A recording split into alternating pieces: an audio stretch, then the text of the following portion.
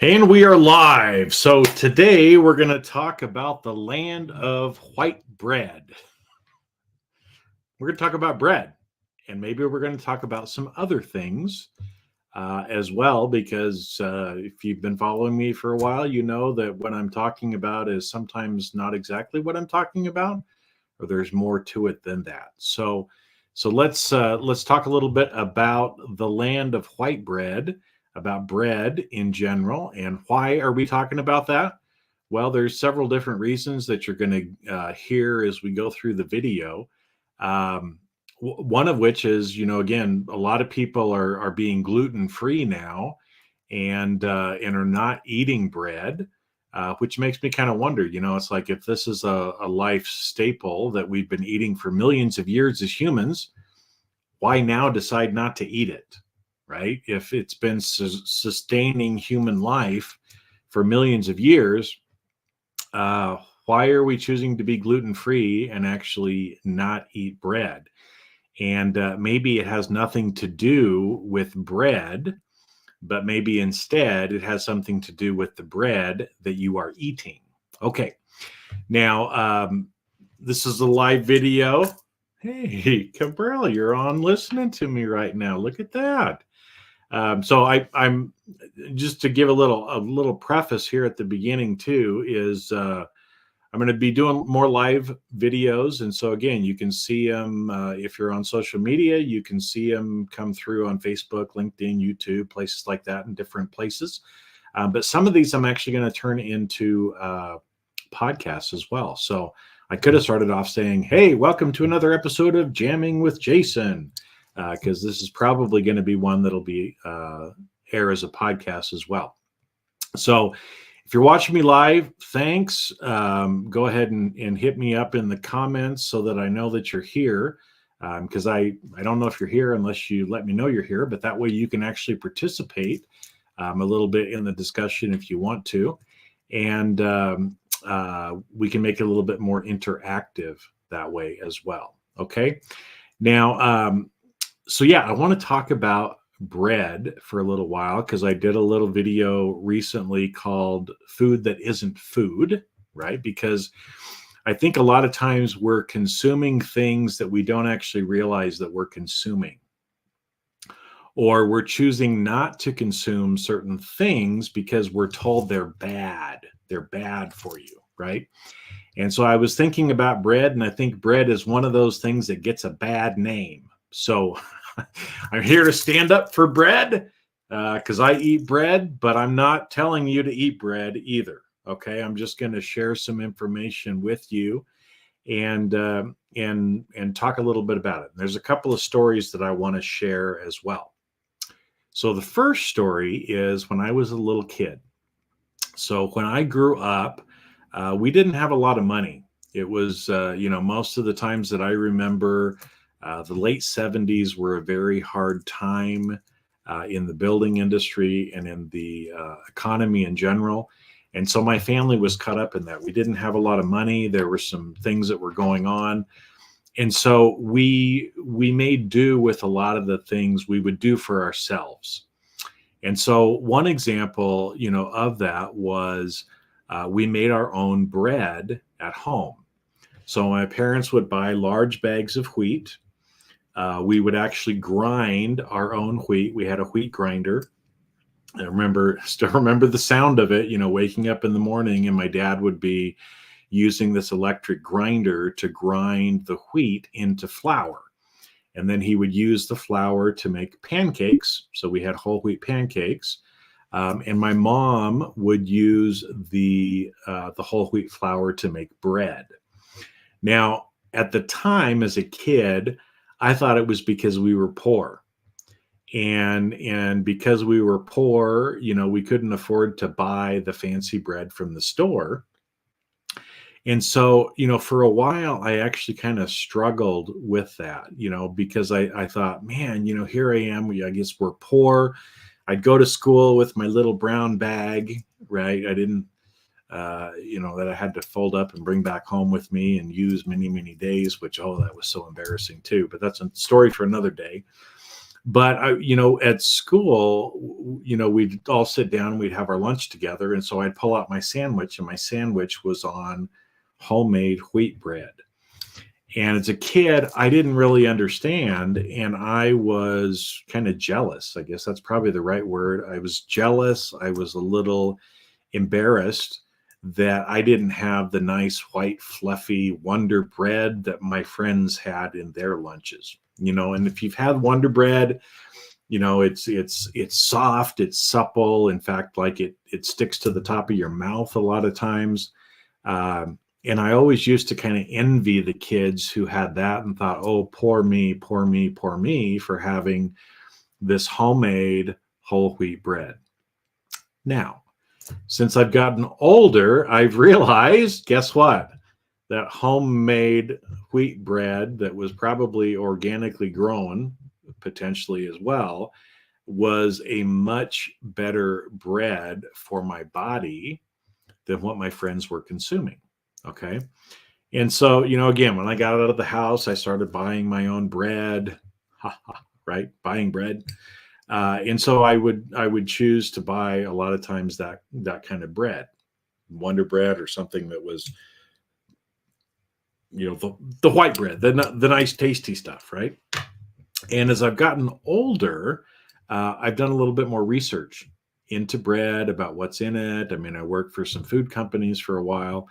And it's one of those things that I think we don't realize what's actually in the bread that we are eating, okay, or the lack of what's in the bread that we are eating as well, that could be leading to some of the health issues that people have, and this kind of knee-jerk reaction to say, oh, well, I'm just going to be gluten-free then, because I can't handle it. And so let's talk a little bit about some of that. So one of the first things is, if you take a look at the label of bread, you're going to be surprised at what actually is in that loaf of bread. Okay. Now, I know Subway a while ago, they got some bad press for, I guess one of the ingredients in their bread was the same ingredient that was found in yoga mats. And so people were saying, oh, you're just eating yoga mats if you're eating, say, Subway bread. Not quite like that exactly.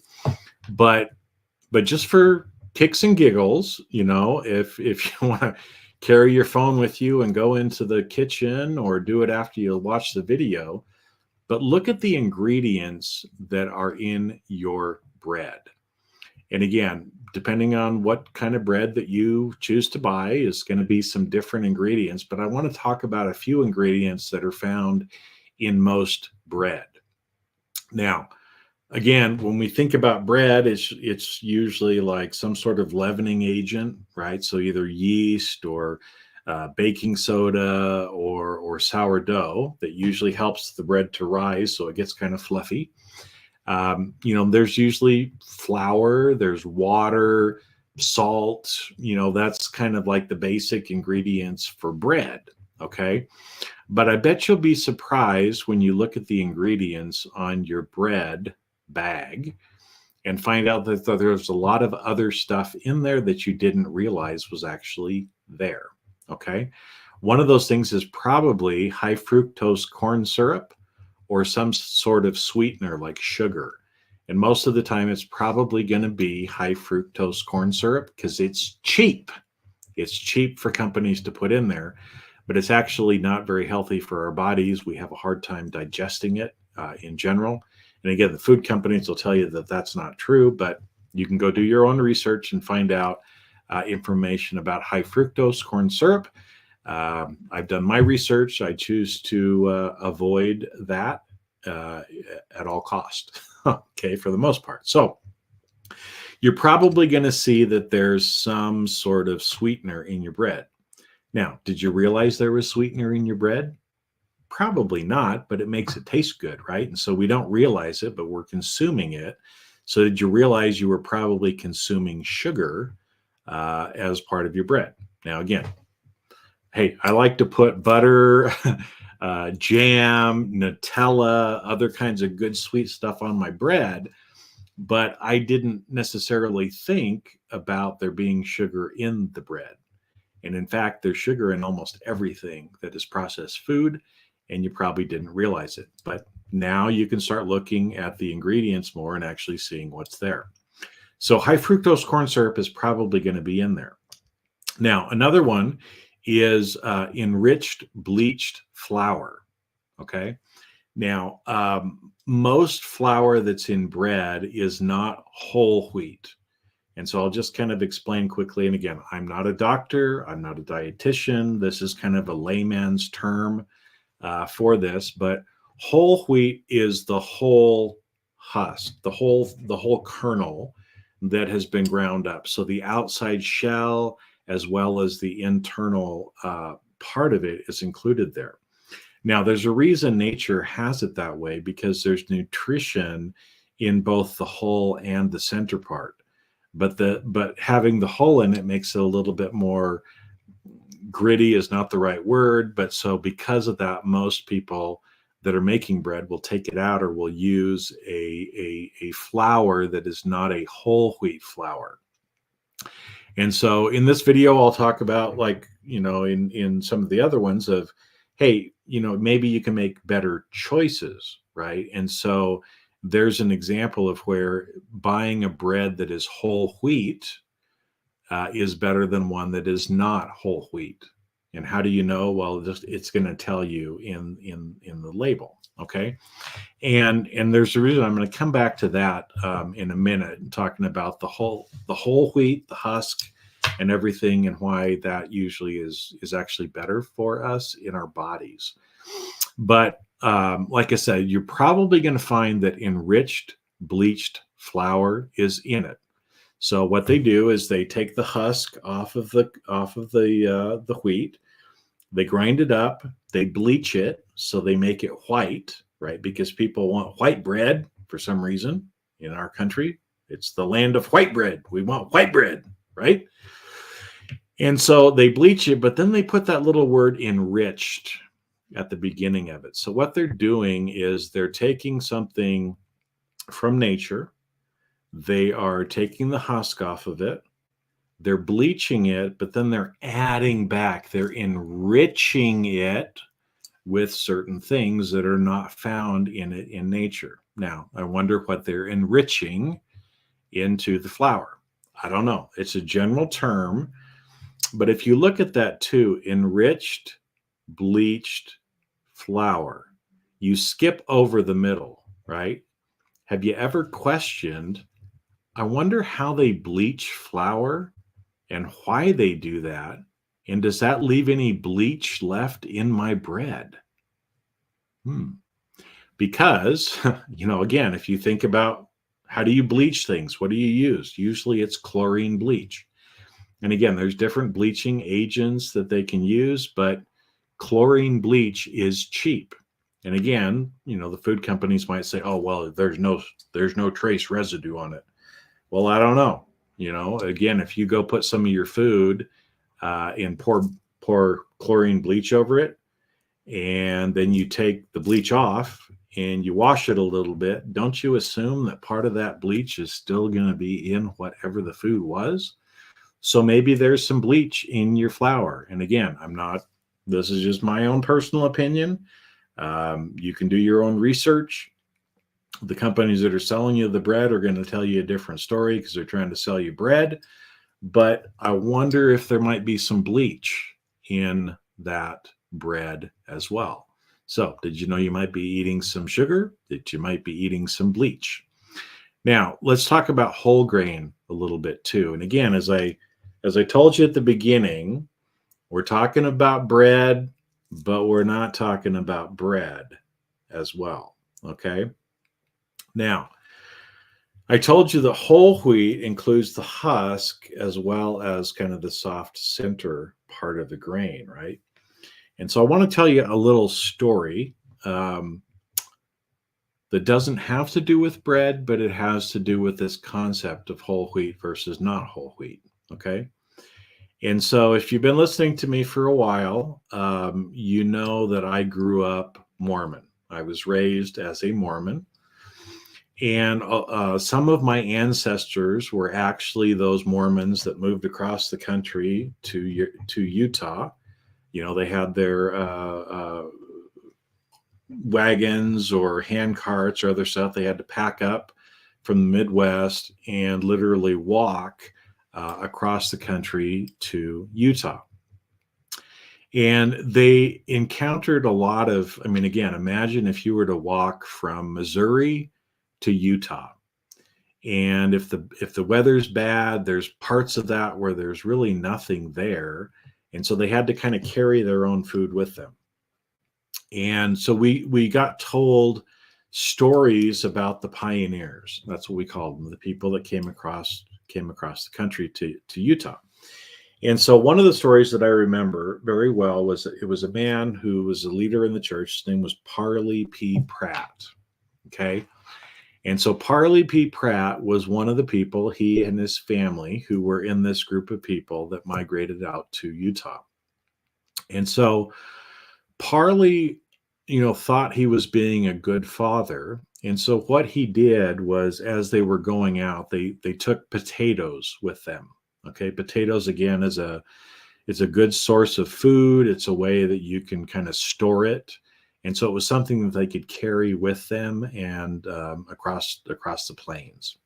And so, being the good father, Parley had this idea. He said, we don't have very much food left, and so what we'll do is we'll peel the potatoes and I'll give the inside of the potato to my family, right? To my wife, to my kids, and I'll just eat the peels. As the dad, he felt like he was kind of taking on this sacrifice, maybe you could say, of look, you guys eat the good part of the potatoes. I'll just have the potato peels, what was left over, right? And so that went on for a little while, where he was feeding the rest of his family just the inside of the potato. He was eating the peels. And guess what happened? The rest of his family died of malnutrition, and Parley lived. Interesting. He was eating the peels. They were eating the middle. Now, I've come to learn that this is true in a lot of food, but the rind, the peel, the outside of whatever the food is that's grown in nature has a lot of nutrients. In fact, often there's more nutrients actually in the peel or in the rind than there actually is in the center part. So back to bread. If you're taking off the husk, don't you think there's probably a reason why nature put a husk on that grain? There probably is. And it's probably a good idea to consume that with the rest of the wheat, right? So whole wheat, whole grain is probably a better option than one that doesn't have the husk, okay? Now, again, you make your own decision. But again, if you go out and do some research, I think you're going to find that most people agree that whole wheat is better than not whole wheat. Okay. Now, there's more than just wheat that you can use to make bread, right? There's other grains. There's buckwheat. There's barley. There's rye. There's oats. There's a lot of other things besides wheat that you can actually use to make bread. And in fact, there's more than one way that you can make bread, right? So I told you my mom used to make whole wheat bread. And so she would use yeast to be able to raise it. So you can use yeast as the agent to raise the bread.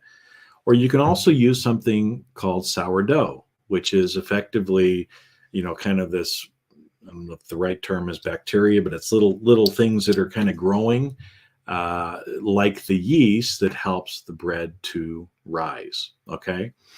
And again, from some of the research that I've done, and what I'm choosing to do is we make our own bread in my house, and we're using sourdough as the leavening agent. We use sourdough and baking soda to be able to make the bread. And in fact, the bread that we're making, we know exactly what's going into it. because we're buying the whole grain flours, and we're using, sometimes wheat, sometimes barley, sometimes rye, sometimes buckwheat, sometimes, lots of different things that our body needs. And we know exactly what goes into that bread because we're making it, right? And so again, if you're relying on the packaging, again, hopefully they're being truthful to you in telling you what's in there. But again, if you look at the ingredients of a lot of foods, there's going to be words that you can't even pronounce, and you're wondering, why is this even in there? Okay. So just for you to start kind of thinking a little bit more about that, because the reality is, most of us just believe what we're told, or most of us choose to ignore often things that are right under our nose. They're right under our nose. Okay. And so, again, take the bread as an example. You go to the grocery store, you see the fancy packaging or whatever that it might be there, you buy a bread. Do you look at the ingredients before you actually eat the bread, or before you even buy the bread, right? I don't know. Maybe you do, maybe you don't. But again, what's right in front of you, you do you actually realize what you're consuming? What's actually in your food? Are you reading the labels before you're just putting it in your mouth, right? Because a lot of the things that are used to preserve food, a lot of the things that are used to kind of make food taste better, and again, that's a preference, are maybe some things that our body doesn't need. And so, again, I'm not a doctor, I'm not a dietitian, I'm not providing any kind of medical advice, but some of you out there might be gluten-free and staying away from grains completely. I don't know if that's the right choice. It's not the right choice for me. And again, you have to make your own decision. But maybe it's not an issue with the gluten or with bread itself, but in the bread that you're actually eating, right? Because if you're eating something that has a lot of preservatives, that has a lot of salt, that has, sweeteners like high fructose corn syrup in it, that has things that are bleached or other stuff, is that the best way to kind of treat your body to be able to get the nutrition that you actually need in your body? And so what I will tell you is, the fresher you can eat, meaning, right, instead of a canned vegetable, actually eating a raw vegetable from the produce area, that's a better choice, right? If you can choose between eating something fresh or something that's canned, fresh is probably better. If you can't have fresh, but you can have frozen, frozen's probably not as good as fresh, but frozen is probably better than canned, right? Because again, of the different preservatives and processes and things that have to go through in order to be able to put it in a can so it can sit on a shelf. Now, and again, a lot of times in the processing phase, it actually kills the good things that nature provides. And so I'll give you another example. I'm lactose intolerant, or have been, right? Which means, if I eat dairy products, I usually have some issues down below, right? Gas, diarrhea, other stuff, right? Now, again, it's not a problem of the milk. I grew up on raw milk, okay? The issue is pasteurization. So in milk, it's usually cooked so it can kill any of the bad things so that milk can stay in the jar and last for longer. Now, in killing the bad things, you're also killing the good things, because that's what happens. That lactase enzyme actually gets killed during the pasteurization process. So I don't have any problem with raw cheese, with raw milk, anything like that. It's only when it's been processed, because something in nature has been killed. Okay. And so that's why, again, when I did that video before on, food that's not food, unfortunately, a lot of the stuff that we're eating is not natural. It's not natural. It's been chemically altered. It's been killed. It's been preserved. There's a bunch of other stuff that's been added to it as well. And so, again, I'm not here to tell you how to eat.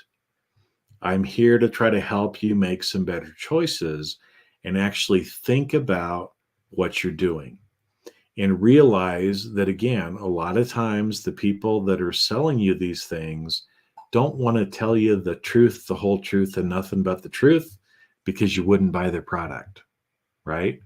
And so, again, if they've got something to hide, well, maybe you should find out what that is, or maybe you should do something different. I don't know, right? But that's why, again, I choose in my life to control as much of the production process as I can. I like taking things in their natural state. In fact, guess what? I grind some of my own grains as well, right? Just like I used to think, oh, it's because my parents were poor. Well, maybe that was part of the reason, but it's actually a lot more nutritious as well.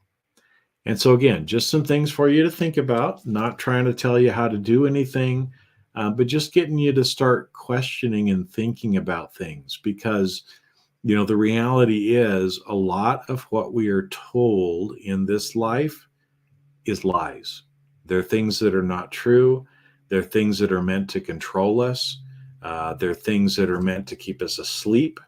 They're things that are meant to make us sick, right? I mean, what a great model this is if you sell people food that isn't food, and then you have to sell them pharmaceuticals to try to correct what it was that was the food in the first place, right? Great business model.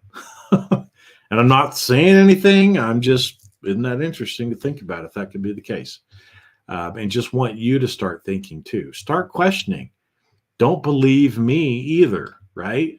Don't believe me. Come up with your own conclusion after you've done your own research, after you've checked in with yourself, because again, you might be a person that's sitting out there and saying, nope, I don't believe you, Jason. I'm still not gonna do bread. I'm gonna be gluten-free. Fine. It's up to you. It's your choice on what you want to do, right? I'm not here to tell you what to do. I'm just here to have you make sure that the choices that you're making are actually your choices, right? That you're consciously choosing to do or not do whatever you want to do in life. Because the reality is most people are living in the matrix. And so if you've ever seen that movie, Red Pill, Blue Pill, right? Most people are taking the blue pill. They're staying asleep. They're believing everything that's being told to them, right? So they can stay in that safe little cocoon bubble, liquid, whatever it is that they're floating in, right? And, the older I get, the more I see The Matrix as a documentary, not as a science fiction movie. But hey, that's just me. Believe me, don't believe me, I don't care. I'm just here to provide information about what I'm doing, what I've kind of come up with, and kind of why I'm doing that as well. So if you're like me and you decide you want to change your life, if you want to not see things the way everybody else tells you that they're supposed to be, good on you, right? Again, if you want to go along with and just believe everything that everybody tells you, that's fine too, right? But again, hopefully, again, as you listen, that your mind will open, that you'll be more open and realize that, what, the more we learn, the more we realize we know nothing, that we know nothing, right? Because it's the people who get stuck in the middle and who feel like they know everything, they get stuck in their ego and their world doesn't change. And they just believe what they want to believe, or believe what other people want them to believe. And ultimately, that's not a real life. That's not really living. That's just existing. Okay. So if anybody's on, if any comments come through here, like I said, I can't see who's everywhere, or if you have any questions. But again, hopefully this is helpful for you to realize and just start thinking about things a little bit different.